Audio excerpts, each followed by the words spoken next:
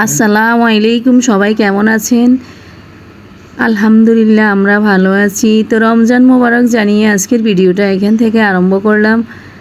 তো আজকে কি রান্না করতেছি সেটা একটু আপনাদের সাথে শেয়ার করতেছি। তো এখানে রান্না করতেছি টমেটো দিয়ে, মাছ দিয়ে আর ছোলা ভাজি করতেছি।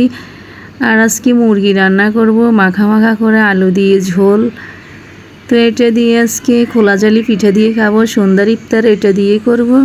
প্রত্যেক দিন ভাজা পোড়া খেতে মন চায় না, তাই আজকে মুরগি মাখা মাখা করে ঝোল রান্না করে এরপর খোলা জালি পিঠা দিয়ে খাবো। আজকের ইফতার এটা দিয়ে চালিয়ে যাব।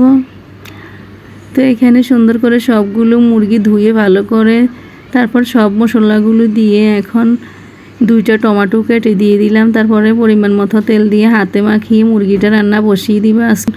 এভাবে মাখিয়ে হাতে রান্না করলে খুব টেস্ট, খেতে ভালোই লাগে। তো আমার মতো কে কে এটা পছন্দ করেন কমেন্টের মাধ্যমে জানাবেন।